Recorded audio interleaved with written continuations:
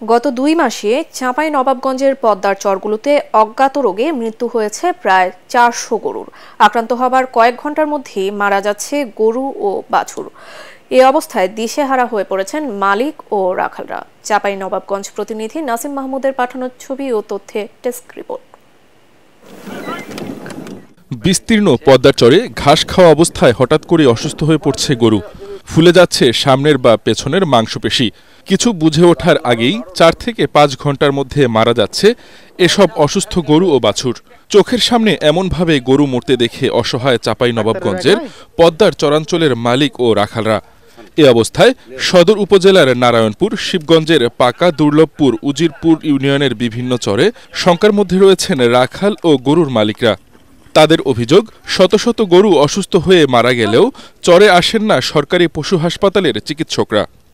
হাঁটতে পারে না বেশি, কোনটার পেট ফুলছে, কোনটার গলা ফুলছে, কোনটার পাশা দিক ফুলছে, দিয়ে আপনার হাঁটতে পারে না। হঠাৎ করে আপনার গরুর পেটে ফাঁপ লাগে এসে যে কোনো সাইড এক জায়গা দেহের মধ্যে ফুলে গেছে, আপনার ফুলে যাওয়া গরুটা আপনার 6 ঘন্টা থেকে 7-8 ঘন্টার মধ্যে মারা যাইছে, 10 ঘন্টা সর্বোচ্চ। প্রাথমিকভাবে বাদলা রোগকেই গরু মৃত্যুর কারণ বলে মনে করছেন প্রাণী সম্পদ কর্মকর্তারা।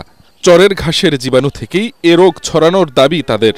আমরা এই রোগের আইডেন্টিফাই করে আমরা দ্রুত ব্যবস্থা নেওয়ার চেষ্টা করব। যেহেতু আমাদের কাছে ব্ল্যাক কোয়াটার বা বাদলা রোগের টিকা রয়েছে, সেই ক্ষেত্রে আমার মনে হয় না যে এটা খুব মারাত্মক কিছু হবে। প্রাণী সম্পদ বিভাগ অবিলম্বে কার্যকর ব্যবস্থা নেবে এমনটাই দাবি গরুর মালিকদের। ডাক্তারকে ডাকি, ডাক্তাররা বলে যে মেডিকেল এসো। মেডিকেল তো আমার কাছে যাওয়ার মতন উপায় নেই, এখান থেকে কিভাবে এতগুলো গরু নিয়ে যাবো মেডিকেল। সরেজমিনে পরিদর্শন করে নমুনা সংগ্রহের পর রোগ নিশ্চিত হয়ে ব্যবস্থা নেয়ার আশ্বাস দিয়েছে প্রাণী সম্পদ দপ্তর। Bureau report, ATN Bangla.